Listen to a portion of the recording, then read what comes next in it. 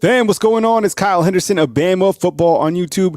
Hit the thumbs up, like, and subscribe. We got Alabama taking on Mississippi State. Here are the game notes. Here's the game in detail. You got an 8 p.m. kickoff. Better stay up. It's on ESPN in Stark Vegas. Now, Stark Vegas is coached by Zach Arnett. 2-2 on the season, 0-2 in SEC play. Tonight, I want to take your calls.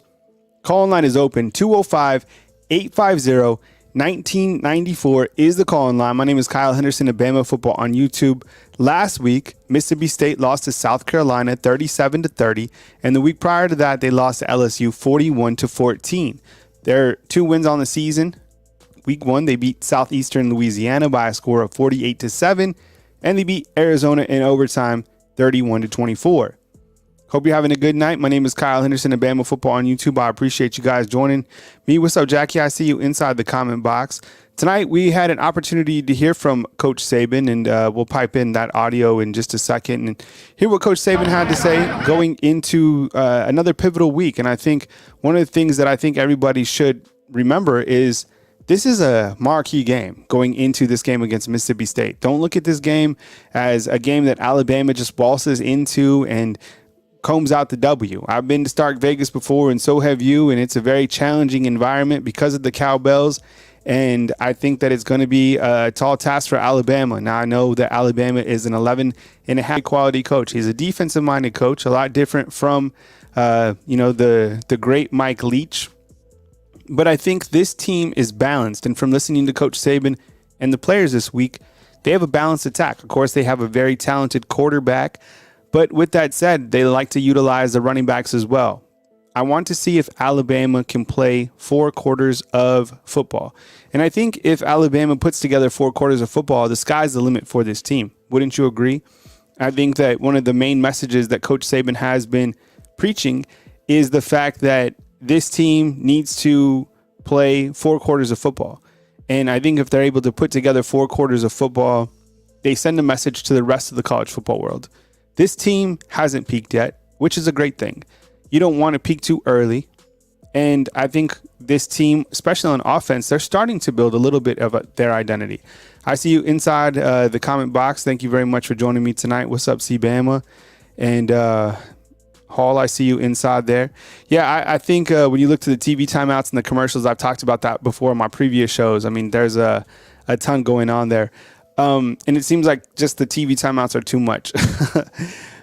But I want to get your calls tonight about this team, its identity. And I think that if this team is able to build itself on a power run game, and if they continue with the deep ball success, look, big plays are going to continue to happen for this team. Jalen Milroe, his passing tree has been great. We've talked about that going into this next game. In fact, I'll show the Pro Football Focus grades right now to just kind of demonstrate the type of effectiveness that he's had when it comes to the deep ball. And I think he's one of the top passers right now in college football when it comes to the deep ball. And even this week, Coach Saban, on Monday, he talked about that play call down to 1 yard line. And he was kind of even scratching his head as well. It was like, what was going on with that 1st and goal from the 1 yard line? You want to be able to run the football, right? When you have a big quarterback like that, run the football. Call line is open. 205-850-1994 is the call line number.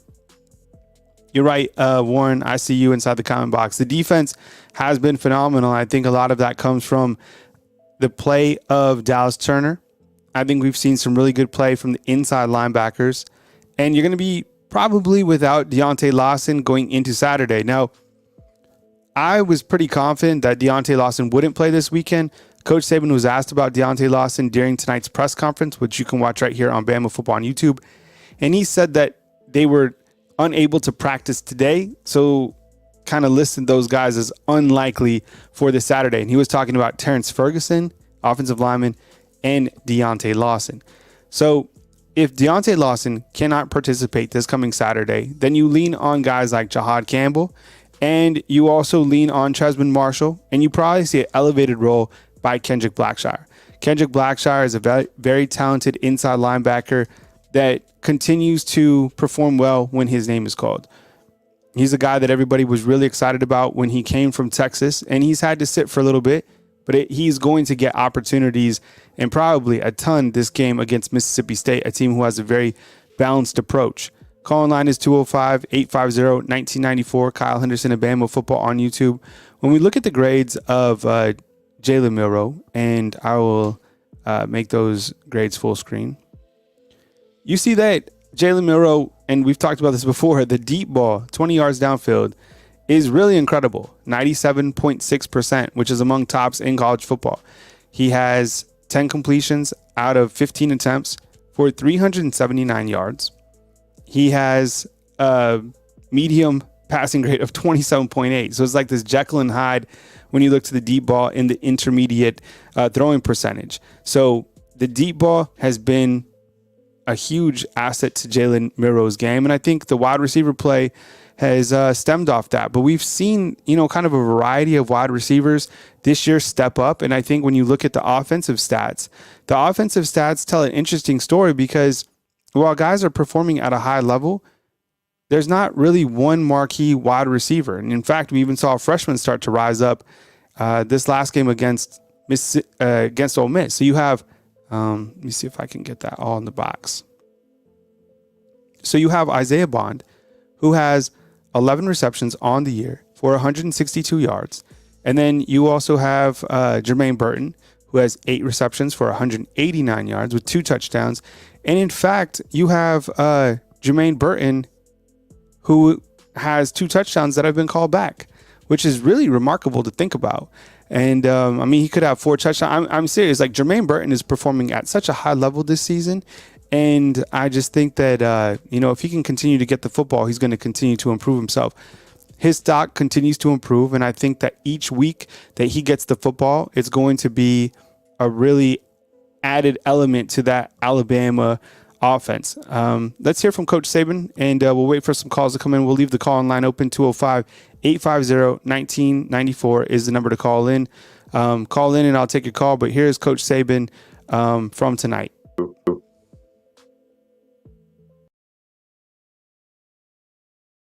Execute and play to a very high standard against a very challenging team playing on the road in the SEC. These guys are very aggressive. They're very physical. They've got, aggressive style on defense, lots of pressures, lots of challenges for the offense. So they got, really good players, good running back, good quarterback, good receivers on offense. So, attention to detail is going to be really important for us. It's like I said on Monday, to the players, when you look at the film and things work and we do it right, why was it right? And then when it doesn't work, why didn't it work?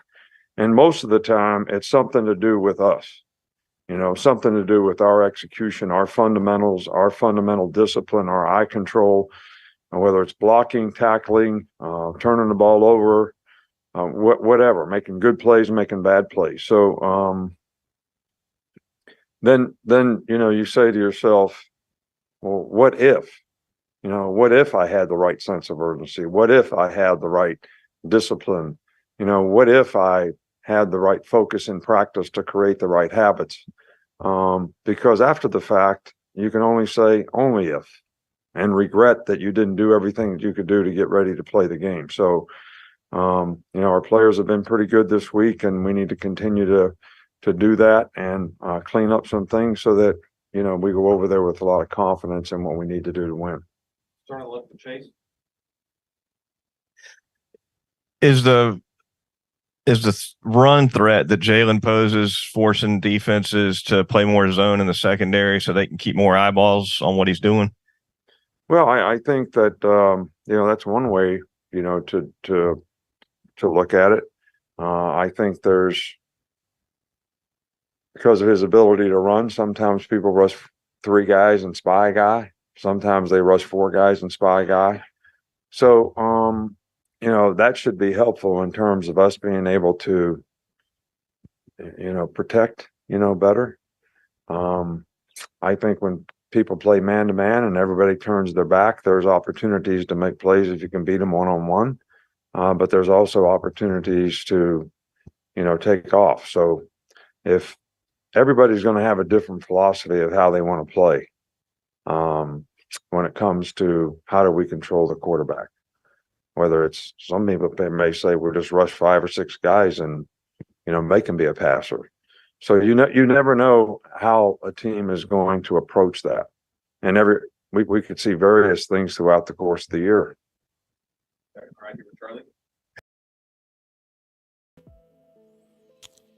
I think that was interesting statement by Saban right there regarding how teams are going to continue to play Alabama. And I think most importantly, how is Alabama and its offense going to utilize Jalen Milroe with his passing ability and his running ability? It seems that there was a couple times against Ole Miss where there was an open lane for Jalen Milroe to run. And I think if he would have darted off, he would have picked up several yards.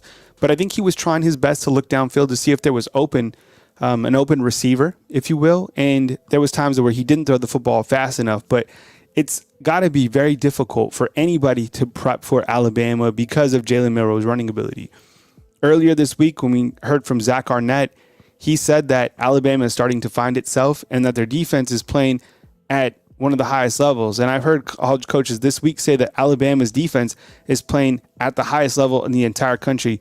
We continue with Coach Saban. Hey, Coach. What kind of progress have you seen from the wide receivers through the first 4 games? I would say that, played well at times, but need more consistency. We need to develop confidence in terms of playing together. Quarterback, receiver, I'm supposed to sit down. If it's zone, I sit down. You drift and it's zone, it's 3rd and 5. Now the ball comes out because the quarterback thinks you're going to, so you're punting instead of getting a first down. So I think all those little things and those details, I say this all the time, might be the most overused attention to detail term in the building that, can make things work or not work. And I think we need to pay more attention to detail and the togetherness of how we execute in the passing game, whether it's protection, whether it's quarterback reads, whether it's route running, the whole thing. I think we can just, continue to make a lot of progress. And I'm not disappointed with the way the guys playing. They've made some great plays, but I think the consistency would be helpful.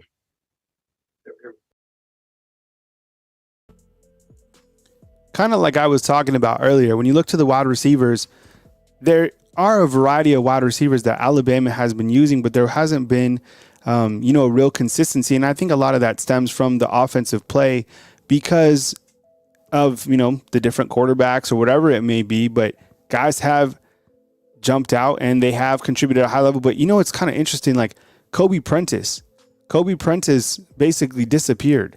Malik Benson, and you look to the statistics. It's like, let's see.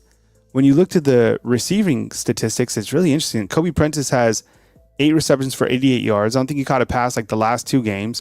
Malik Benson, he doesn't even make the screen. I'm starting to worry about if Malik Benson was like, kind of this year's Tyler Harrell. I don't think that's going to be the case, but, very, very strange for that to be taking place. We continue with more Coach Saban right now.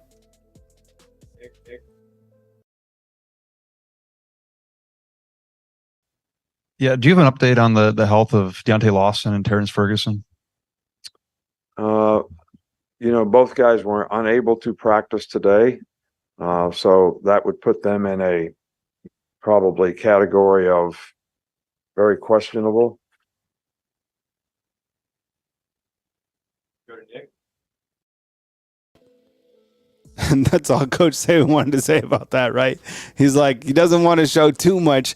I get it. Coach Saban, his signal caller is Deontay Lawson. With that said, we're starting to see more guys step up at the inside linebacker position.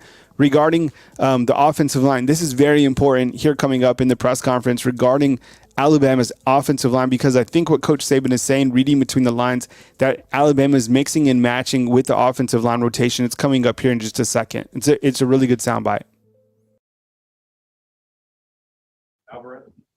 So Jaheim Otis came in last year. He lost all that weight. He contributed as a freshman. This year, he's been moved around in a couple of different techniques on the defensive line. Was that the plan for him coming in to kind of expand his role in that I'm way? sorry, who are you referring? Jaheim Otis. Yeah, Jaheim Otis is doing great. Our plan for every player is to develop them and help them develop and grow to be the best player they can be. Some players really buy into it and do all the things that they need to do it. And Jaheim has been a guy that's done that. He's gotten himself in better shape. He can move better. He can rush the passer better. He's got more versatility as a player, whether he plays, 5 technique, nose, 2 technique, 3 technique. And he's done everything we've asked him to do. And I think the quality of improvement in his play and consistency has been really outstanding. Wanted to ask your assessment overall on the depth at defensive line. Just how do you feel like they've been playing overall? I think there's quite a few guys in the defensive line that have made some contributions and continue to make contributions. I think we have some really good young players at defensive line. We need to get those guys to understand what it takes to play at a high level and get game ready in terms of preparation, how to practice, how to really understand the game plan, understand what the other team's trying to do. But I'm encouraged by the progress that they made. But I think that's the number one thing the young guys need to be working on and focusing on. How would you, excuse me, how would you assess the performance of Elijah Pritchett and Caden Proctor during practice this week? And is the plan to get them both reps or? Well, with other injuries, in the offensive line, we're moving guys around and we haven't made an assessment yet because really today's the only real practice. Yesterday, and I haven't watched practice film today. So, we make those evaluations on Thursday and Friday as to how we're going to play guys in the game. That was the soundbite I was talking about. It's almost like he's not going to tell you about the game plan, but I was just thinking, reading between the lines, kind of telling you about what could be happening within that offensive line. So, look, Pritchett got some playing time last game against Ole Miss. Some guys are banked up, so that's only going to add more rotation to that offensive line. So I'm curious to see what happens against Mississippi State. Here's Coach Saban's final note from the press conference. This is very interesting right now, and thanks for joining us. If you're just joining on, my name is Kyle Henderson of Bama Football on YouTube. Hit the thumbs up, like, and subscribe. Coach Saban talks about NIL, name, image, and likeness, and what it has become.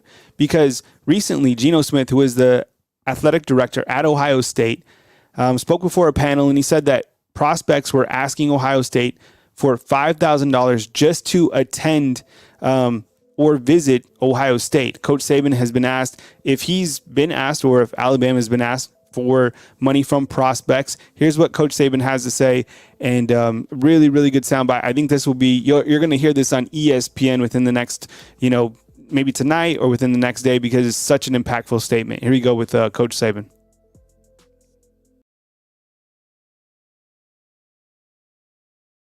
Yes, Coach. Last week, Gene Smith, the AD at Ohio State, went before the Small Business Committee in the House and talking about guardrails for NIL, and he dropped a little nugget about prospects wanting $5,000 to come just to make a visit. And I wondered if you'd been approached by any prospects for things like that, and if so, how you'd handle that. Not that I know of. So I don't know of anybody that has asked us, for that. But look, name, image, and likeness is not really name, image, and likeness. I mean, I think we all understand what it's become and what we allowed it to become. And I said long ago and got very criticized for, is this what we want college football to become? So it's becoming what it's becoming. And that's okay. I mean, we'll just adapt and do what we have to do to be able to compete, whatever the circumstances are. So do I think that it would be judicious to have some guardrails on some things, I think you can figure that one out just as well as anybody else. That was Coach Saban talking about name, image, and likeness. Kyle Henderson of Bama Football on YouTube. Hit the thumbs up, like, and subscribe. I had the call line open, but, you know, I think that maybe tonight's just a night where, you know, it's just me kind of coming to you, which is cool, which is fun. And I'll catch up with you guys next show. I did want to say something kind of in closing, and it's very important. So let me turn down this and go full screen. You can take the call line number off. Earlier this week, there was a high school student from Northridge High School who took his life, and it's devastating. And the entire community here in Tuscaloosa is really heartbroken by this, including myself. And earlier this week, I went on my workout group, and the message was about suicide prevention. And I think it's very important that we as people understand that there are people to talk to. And I think that old adage of kind of keeping your feelings inside, you don't necessarily have to feel that way. There are people to talk to. I myself battled with depression last year. It was very, very difficult for myself to go through. So, but there was people to talk to, and I'm really grateful for those people that were there for me during that particular time. My heart does go out to that family, and there are people to talk to, and there are people that care about you. So no matter what you're going through, shoot, I'll give you my phone number inside the comment box. If you ever go through a very difficult time, I'll drop my number inside the comment box. I'll rap with you. I will talk to you. You matter, and you know, our prayers go out to the family, to the student at Northridge High School. I hope you guys have a fantastic rest of your week. You know where to find me, right here on Bama Football on YouTube. If you want to become a member of the YouTube channel, it's really easy to do. You can hit the join button. The join button, you can find it by, let me see if I can show you guys. By just going to the homepage of Bama Football on YouTube and hitting that join button. There's different levels. You can get like premium articles. You can get some pretty cool emojis that you can post during our live shows. And I'd really appreciate your guys' support. Coming to you from beautiful Tuscaloosa tonight, my name is Kyle Henderson of Bama Football. I hope you guys have a fantastic rest of your night, and I will catch you right here on the next video. Have a good evening, and I will catch you guys soon.